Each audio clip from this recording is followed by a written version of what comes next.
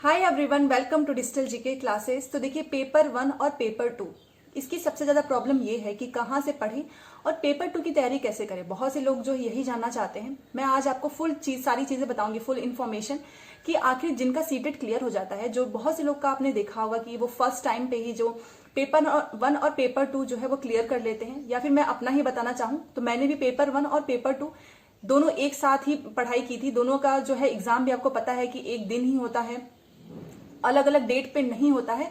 तो दोनों पेपर एक दिन ही देना होता है, दोनों की तैयारी भी साथ में करनी है, दोनों का प्रैक्टिस पे, और वो बहुत आसानी से क्लियर हो जाता है। तो ये वीडियो आप सभी के लिए काफी इंपॉर्टेंट है, पूरा वीडियो देखिएगा। इसमें बहुत से जो इंपॉर्टेंट जो चीजें होती हैं जो कि आपको करनी चाहिए वो मैं आपको बताने वाली हूँ। और बहुत से लोग जो हर साल सीटेट पास कर रहे हैं वो भी यही सेम चीज करते हैं। अब देखिए, पेपर 1 के कंपेयर में पेपर 2 में लोग ज्यादा फेल हो जाते हैं, क्योंकि जो पेपर वन का जो लेवल है वो लैंग्वेज वगैरह आपने देखा होगा तो काफी जो है वो थोड़ा सा घुमा के पूछता है। चीजें वही रहती हैं, बस लैंग्वेज का जो स्तर है, लेवल है, वो बढ़ जाता है। अब सबसे मेन चीज ये है कि आप चाहे डीएलएड हो जो कि ग्रेजुएशन के बाद होता है, या फिर आप बीएड हो, आप दोनों फॉर्म भर सकते हैं।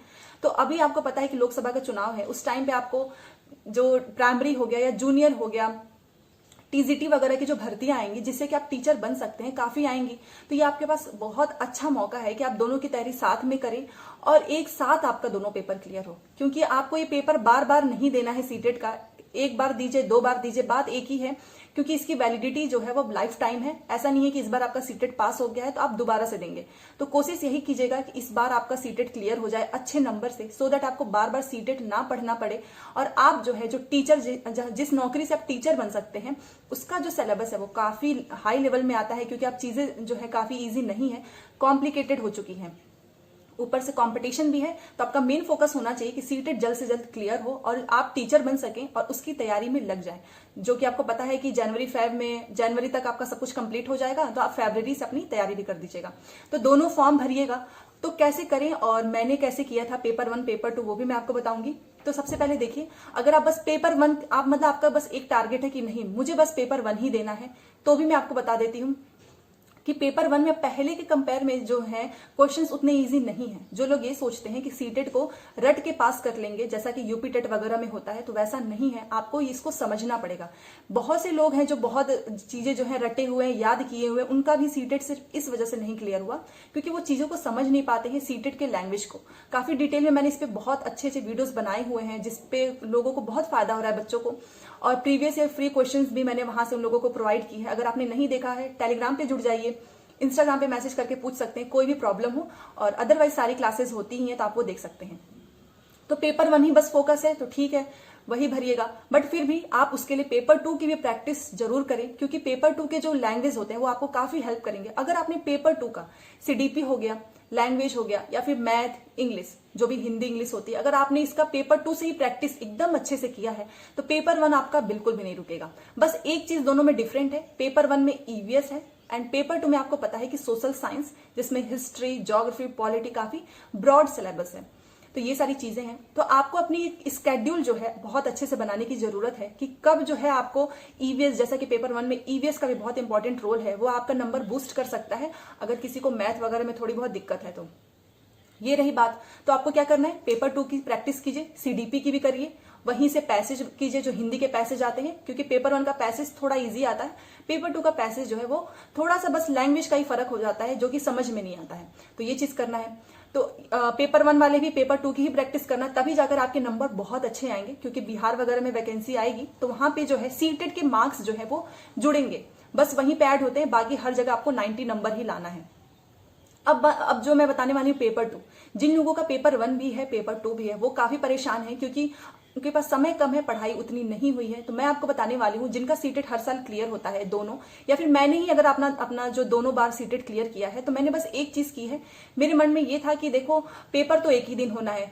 आपको पता है कि मॉर्निंग की शिफ्ट में जो है प्राइमरी का पेपर होता है, फिर बीच में जो है आपको टाइम मिलेगा, उसके बाद से जो हमारा शाम का टाइम होता है, इवनिंग का टाइम, उसमें जूनियर का पेपर होता है। तो पूरा दिन सुबह से शाम तक पेपर ही देना है। और अब तो ऑनलाइन है, पहले तो ऑफलाइन होता था तो काफी दिक्कत हो जाती थी। कई बार तो वो बबल्स वगैरह जो गोले वगैरह भरने होते हैं उसमें भी टाइम जाता था। अब तो आप अपना जो क्वेश्चन का आंसर है वो भी जब चाहे तब चेंज कर सकते हैं। ऐसा नहीं कि एक बार भर दिया है तो आप उसको चेंज नहीं कर सकते हैं।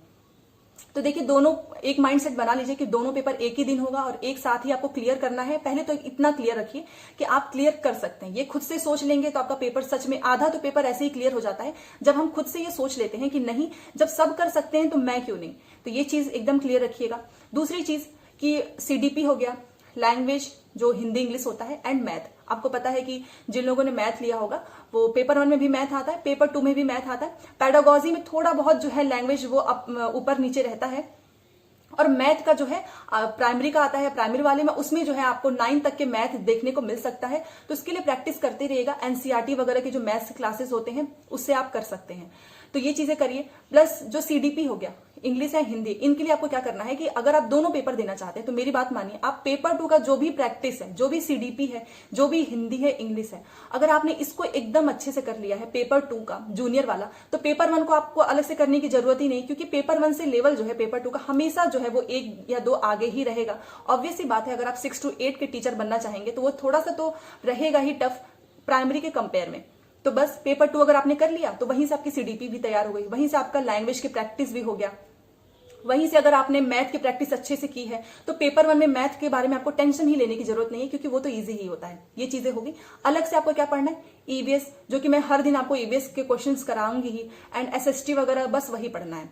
तो इतना दिमाग में रखिए कि पेपर 2 से आपका पेपर 1 भी एकदम आराम से क्लियर हो जाएगा। सबका होता है, मैंने भी यही चीज की थी। पेपर 2 की जितनी ज्यादा हो सके मैंने प्रैक्टिस की थी, और बीच बीच में जब भी टाइम मिले पेपर 1 का भी साथ में क्वेश्चन वगैरह देखते रहिए। जैसा कि मैं आपको बताना चाहूं तो पियाजे मान लीजिए आपका पेपर 1 में भी आएगा, पेपर 2 में फॉर एग्जाम्पल मैं आपको समझा रही हूं, तो पियाजे का स्टेजेस वगैरह से बहुत आसानी से क्वेश्चन वो दे देता है कि आप उसको आराम से कर सके। जैसे कि मान लीजिए जो स्टेजेस वगैरह दिए हैं तो उसमें वो सिंपल से पूछेगा कि इस अवस्था में बच्चा क्या करता है, जो गोल ओरिएंटेड बिहेवियर है वो बच्चा जो है कौन सी स्टेज में करता है, हाइपोथेटिकल जो रीजनिंग आती है वो बच्चे का कब डेवलप होता है, ये सिंपल सा पूछेगा। तो जिन लोगों ने स्टेजेस याद किया है वो आराम से कर लेंगे। अब पेपर 2 में इस चीज को कैसे पूछेगा, वो लैंग्वेज को चेंज कर देगा, मतलब गोल ओरिएंटेड बिहेवियर है वो उसको दूसरे टाइप से पूछेगा। तो यहां पे सोचना, मतलब यहां पर ही खेल जाता है लैंग्वेज के साथ, तो वो टफ हो जाएगा क्योंकि सिंपल तो पूछेगा नहीं। तो ये आपकी प्रैक्टिस कैसे डेवलप होगी, वो आपकी होगी पेपर 2 का, क्योंकि सीटेट ने जो अभी तक जितने भी पेपर 2 के क्वेश्चंस रखे हैं उसको मॉडरेट ही रखा है, इजी नहीं रखा है। तो अगर आपने वो चीज कर लिया तो पेपर 1 की कोई टेंशन नहीं है। ऐसे ही लैंग्वेज में भी है, इंग्लिश और हिंदी, इंग्लिश जिसका है, चाहे संस्कृत वालों का ही बता रही हूँ, तो आप पेपर 2 का संस्कृत कर लेते हैं तो आपका पेपर 1 का संस्कृत ऐसे ही हो जाएगा, या फिर इंग्लिश का भी कर लेते हैं। और जो पेडागोजी का सबसे मेन चीज यही है कि पेडागोजी आप रट के कभी नहीं कर सकते हैं। जिस टीचर से भी आप पढ़ रहे हो, अगर मान लीजिए आप मेरे से पढ़ रहे हो तो आप मेरे साथ हमेशा जुड़े रहिए जब तक आपका पेपर क्लियर नहीं होता है, क्योंकि सारी जगह से जब हम पढ़ते हैं तो फिर बाद में हमको एग्जाम के समय में आप देखिएगा बहुत कंफ्यूजन क्रिएट होती है। तो इसलिए मैंने हमेशा बोला है कि कोई भी चीज आप पढ़ते हो वो एकदम क्लियर होना चाहिए, आपको एकदम समझ में आ जाए कि हाँ अगर इस टॉपिक से क्वेश्चन आ गया तो ये मैं हर हाल में जो है कर लूंगी या कर लूंगा। तो बस यही करना है। पेपर 2 अगर तैयार है, पेपर 1 की कोई टेंशन नहीं है, साथ में हो जाएगी प्रैक्टिस।